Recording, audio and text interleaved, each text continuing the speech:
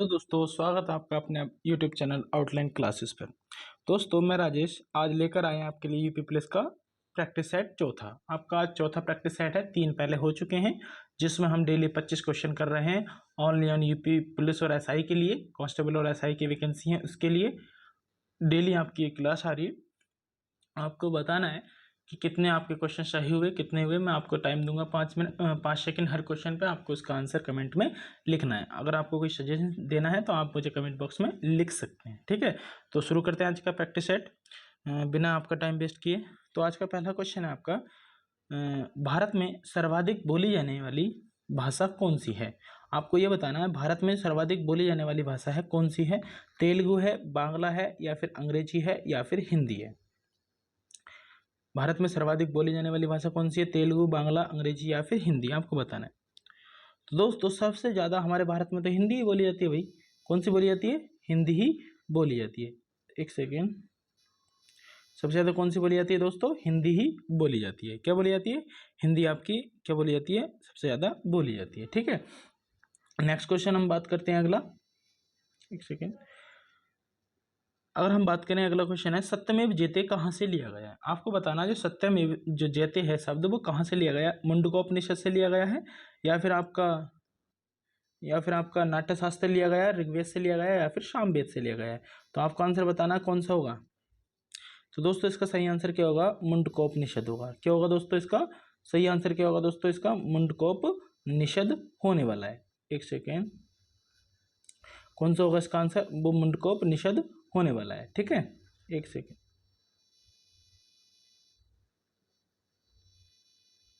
कौन सा आंसर है इसका? मुंडकोपनिषद आंसर है इसका, ठीक है, मुंडकोपनिषद। अगला देखेंगे आप, अगला क्वेश्चन आपका सालारगंज संग्रहालय। जो सालारगंज जो संग्रहालय है वो कहाँ स्थित है? मुंबई, हैदराबाद, या फिर जयपुर, या फिर लखनऊ, बताइए। तो दोस्तों इसका सही आंसर होगा आपका कौन सा? बी ऑप्शन, हैदराबाद आपका सही आंसर है इसका। कौन सा आंसर है इसका? हैदराबाद इसका सही आंसर है, ठीक है। हैदराबाद इसका क्या है? इसका सही आंसर है, ठीक है। अगला क्वेश्चन देखेंगे हम, मेकमोहन जो रेखा है कौन सी? मेकमोहन, एक सेकेंड, जो मेकमोहन रेखा है किन दो देशों के बीच है। देखो दूसरा क्वेश्चन आएगा, रिपीट हो गया पिछले टेस्ट का, भारत और पाकिस्तान के बीच, या फिर पाकिस्तान और श्रीलंका के बीच, या फिर भारत और चीन के बीच, या फिर पाकिस्तान और चीन के बीच। तो कौन से के बताइए। तो ये है भारत और चीन के बीच। किसके बीच है दोस्तों? ये भारत और चीन के बीच है। किसके? भारत और चीन के बीच स्थित है, ठीक है। अगर हम बात करें आपकी इसके भारत और पाकिस्तान के बीच रेड क्लिफ है, ठीक है। नेक्स्ट क्वेश्चन देखेंगे, आपका आंसर आता है आपका अगला क्वेश्चन आपका, पेनिसिलिन जो है वो क्या है? एक एंटीबायोटिक है, या फिर वसा है, या फिर एक प्रोटीन है, या फिर एक एंजाइम है, बताइए। आपके 5 सेकेंड आपके पास। तो दोस्तों इसका सही आंसर होगा पेनिसिलिन क्या है? एक एंटीबायोटिक दवा है। क्या है दोस्तों? एक एंटीबायोटिक दवा है, ठीक है। अगर मैं बात करूं जो बैक्टीरिया के संक्रमण को रोकती है, ठीक है। पेनिसिलिन क्या करती है? बैक्टीरिया का जो संक्रमण होता है उसको रोकती है। नेक्स्ट क्वेश्चन है आपका, किसे फादर ऑफ इंडियन अर्नेस्ट कहा जाता है? किसे फादर ऑफ इंडियन हर्नेस्ट कहा जाता है, बताएंगे। जवाहरलाल नेहरू को, एहो ह्यूम को, महात्मा गांधी को, या फिर लोकमान्य तिलक को। तो दोस्तों लोकमान्य तिलक को कहा जाता है, ठीक है। किसको कहा जाता है दोस्तों? लोकमान्य तिलक को कहा जाता है। वेलेंटाइन स्लोन ने लोकमान्य बाल गंगाधर तिलक को अशांति का दूत भी कहा है। अशांति का दूत का मतलब इंग्लिश में the father of Indian unrest कहा जाता है। इंग्लिश में फादर ऑफ इंडियन अर्नेस्ट कहा जाता है और हिंदी में अशांति का दूत कहा जाता है। किसको कहा जाता है? तो वो लोकमान्य तिलक को कहा किसने था? वेलेंटाइन स्लोन ने कहा था। नेक्स्ट क्वेश्चन देखेंगे। नेक्स्ट क्वेश्चन है हमारा, अफगानिस्तान की जो सीमा से लगा एकमात्र केंद्र शासित प्रदेश कौन सा है? अफगानिस्तान की सीमा से लगा एकमात्र केंद्र शासित प्रदेश कौन था? चंडीगढ़, दिल्ली, जम्मू कश्मीर, या फिर लद्दाख, बताइए। तो दोस्तों अफगानिस्तान की सीमा से लगा राज्य कौन सा है आपका? डी ऑप्शन, क्या है? लद्दाख आपका अफगानिस्तान की सीमा से लगा हुआ है। दोस्तों याद रखेंगे 5 अगस्त 2019 को लद्दाख एवं जम्मू कश्मीर दो नए केंद्र शासित प्रदेश के रूप में मान्यता प्राप्त कर चुके हैं। कौन कौन से? लद्दाख और जम्मू कश्मीर 5 अगस्त 2019 को। ठीक है, अगला क्वेश्चन देखेंगे। निम्नलिखित में से किस देश ने तमिल भाषा को एक आधिकारिक भाषा का दर्जा प्रदान किया है? निम्नलिखित में से कौन सी ऐसी भाषा है जो तमिल भाषा को एक आधिकारिक दर्जा प्रदान दिया है? सिंगापुर ने दिया है, मॉरिशस ने दिया है, मालदीव ने दिया है या फिर इंडोनेशिया ने दिया है? बताइए किसने दिया है। तो दोस्तों इसका सही आंसर है सिंगापुर। दोस्तों सिंगापुर ने तमिल भाषा को एक आधिकारिक भाषा का दर्जा दे दिया है। ठीक है, किसको दे दिया है? तमिल भाषा को। ठीक है, और अगर बात करें भारत में किस राज्य की क्षेत्रीय भाषा है, तो ये तमिलनाडु की क्षेत्रीय भाषा भी है। ठीक है, अगला क्वेश्चन है आपका, अशोक के अंतिम युद्ध कौन सा किया गया था? अशोक ने अंतिम युद्ध जो था वो कौन सा लड़ा था? कलिंग का युद्ध, प्लासी का युद्ध, कालीकट का युद्ध या फिर पानीपत का युद्ध? बताइए। तो इसका सिंपल सा आंसर है कलिंग का युद्ध था। ठीक है, अशोक ने कलिंग का जो युद्ध था वो लास्ट युद्ध था। ठीक है, मौर्य सम्राट अशोक ने कलिंग युद्ध 261 BC को अंतिम रूप से लड़ा। यह युद्ध में हुए व्यापक नरसंहार से अशोक का बड़ा क्षुब्ध हुआ, मतलब इसको अफसोस हुआ और इसने ये सब कुछ छोड़ दिया कि मैं आज के बाद तलवार नहीं उठाऊंगा, और इसने धर्म परिवर्तन करके बौद्ध धर्म को अपना लिया था। कौन सा था? कलिंग का युद्ध हुआ था। आपसे पूछे कब हुआ था, तो 261 में हुआ था ये। ठीक है, 261 में हुआ।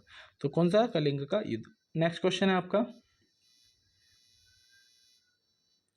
कुम्मी किस राज्य का लोक नृत्य है? आपको बताना है कुम्मी जो है, कुम्मी ये किस राज्य का लोक नृत्य है? बताइए। हिमाचल प्रदेश का है, तमिलनाडु का है या फिर नागालैंड का है या फिर गोवा का है? बताइए। तो दोस्तों कुम्मी जो है किसका है? ये भाई साहब आपका है तमिलनाडु का। किसका है ये? तमिलनाडु का लोक नृत्य है। कौन सा? कुम्मी। कुम्मी जो है यह केरल में भी किया जाता है। ठीक है, पोंगल जो होता है केरल का एक त्योहार है पोंगल, उसमें क्या है, पोंगल के अवसर पर ये किया जाता है। तमिलनाडु और केरल दोनों में किया जाता है कुम्मी। ठीक है, याद रखेंगे। अगला क्वेश्चन आपका, औरंगजेब किस वाद्य यंत्र को बजाने में निपुण था? आपको बताना है औरंगजेब जो था किस वाद्य यंत्र को बजाने में निपुण था? बीणा को, सितार को, ढोलक को या फिर तबला को? बताइए। तो दोस्तों इसका सही आंसर होगा ऑप्शन नंबर ए, बीणा बजाने में शौकीन था। कौन? औरंगजेब। औरंगजेब बीणा बजाता था। ठीक है, अगर हम बात करें औरंगजेब किसका पुत्र था, तो शाहजहां का पुत्र था। ठीक है, चलो आगे देखेंगे जरा। अगला क्वेश्चन है आपका, भारतीय जो इतिहास है, भारतीय इतिहास में किस युग को स्वर्ण युग के नाम से जाना जाता है? ठीक है, भारतीय इतिहास में किस युग को स्वर्ण युग के नाम से जाना जाता है? गुप्त युग को, आर्य युग को या फिर मौर्य युग को या फिर शैन युग को? ठीक, भारतीय इतिहास में गुप्त युग को किसको कहा जाता है? गुप्त युग को। जो गुप्त युग है इसको क्या कहा जाता है? स्वर्ण युग के नाम से जाना जाता है। नेक्स्ट क्वेश्चन आपका, चित्तौड़ में विजय स्तंभ का निर्माण किसने कराया था? चित्तौड़ में विजय स्तंभ का निर्माण किसने कराया था? महाराणा प्रताप ने, राणा संग्राम सिंह ने, राणा कुंभा ने, राणा रतन सिंह ने? बताइए। तो राणा कुंभा ने इसका निर्माण कराया था चित्तौड़गढ़ में विजय स्तंभ का। ठीक है, विश्व जनसंख्या दिवस कब मनाया जाता है? आपको बताना है विश्व जनसंख्या दिवस कब मनाया जाता है? 11 जुलाई को, 12 जून को, 12 अगस्त को या फिर 8 मार्च को? बताइए। तो विश्व जनसंख्या दिवस 11 जुलाई को मनाया जाता है। किसको मनाया जाता है? 11 जुलाई को मनाया जाता है। ठीक है, नेक्स्ट क्वेश्चन देखेंगे, निम्न में से किस नदी का उद्गम स्थल अमरकंटक की पहाड़ियों से होता है? बताइए। तो आपको पता ही है किसका होता है? नर्मदा का। किसका होता है? नर्मदा का। आगे देखेंगे नेक्स्ट क्वेश्चन, माइका है, माइका क्या है? ऊष्मा और विद्युत दोनों का कुचालक है। ऊष्मा और विद्युत दोनों का सुचालक है। ऊष्मा का कुचालक और विद्युत का चालक है। ऊष्मा का चालक है और विद्युत का कुचालक है। बताइए किसका? तो इसका सही आंसर क्या होगा? ऊष्मा और विद्युत दोनों का कुचालक है क्या? माइका। इस पर ना ऊष्मा असर करती है ना फिर क्या करती है? विद्युत। नेक्स्ट क्वेश्चन देखेंगे। नेक्स्ट क्वेश्चन है आपका, विश्व का सबसे बड़ा फूल कौन सा है? कमल का, रैफ्लेशिया या फिर आपका कैक्टस या फिर आपका रजनीगंधा? बताइए कौन सा है? तो विश्व का सबसे बड़ा जो फूल है वो क्या है? रैफ्लेशिया। क्या है? रैफ्लेशिया। ठीक, नेक्स्ट क्वेश्चन है आपका, तापमान दिखाने के लिए थर्मामीटर में क्या प्रयोग किया जाता है? लेड किया जाता है या फिर आपका पारा किया जाता है या फिर चांदी या फिर इनमें से कोई नहीं? बताइए कौन से किया जाता है तापमान दिखाने के लिए?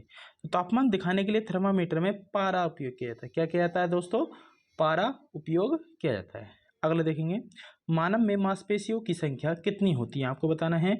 मानव में जो मांसपेशियों की संख्या है वो कितनी होती है बताना है। तो इसका आंसर क्या होना चाहिए आपका है ऑप्शन नंबर ए होती है। कितनी होती है, ऑप्शन नंबर ए इसका आंसर हो जाएगा। नेक्स्ट क्वेश्चन है आपको बताना है साबुन क्या है। आपको क्या बताना है कि आपको बताना है साबुन क्या है।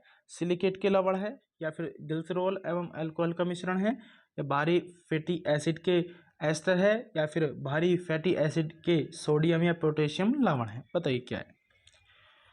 तो आपका आंसर क्या होगा बताइए। तो ये है ऑप्शन नंबर डी आंसर, भारी फैटी एसिड के सोडियम या पोटेशियम लवण है। ठीक है, नेक्स्ट क्वेश्चन देखेंगे। पीतल या तांबे के बर्तन में दही या खट्टा पदार्थ नहीं रखना चाहिए। आपको ये बताना है कि पीतल या तांबे के बर्तन में दही या खट्टा पदार्थ क्यों नहीं रखना चाहिए। ये अम्ल होते हैं, ये क्षार होते हैं, या आप बताएंगे अम्ल के साथ अभिक्रिया स्वरूप परिवर्तन बर्तन उन्हें जहर विषैला बना देता है, या ए और सी दोनों। बताइए कौन सा आंसर है आपका।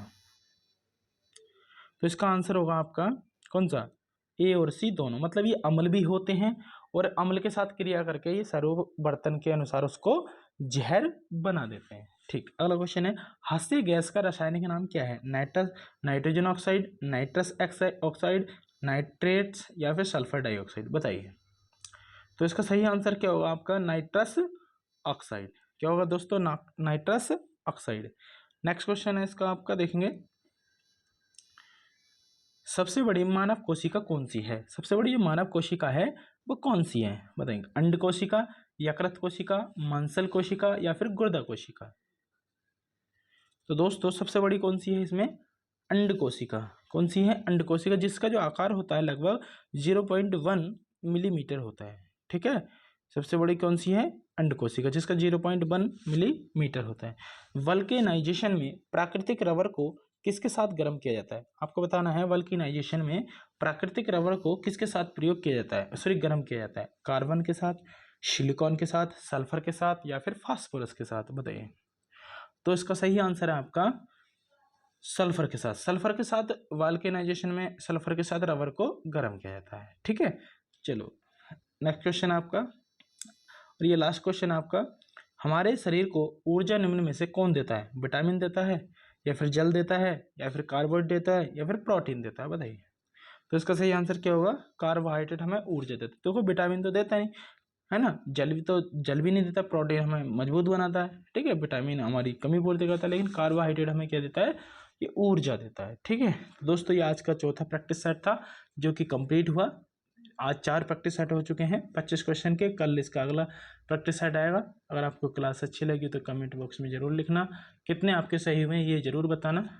मिलते हैं अगले क्लास में। जय हिंद, जय भारत।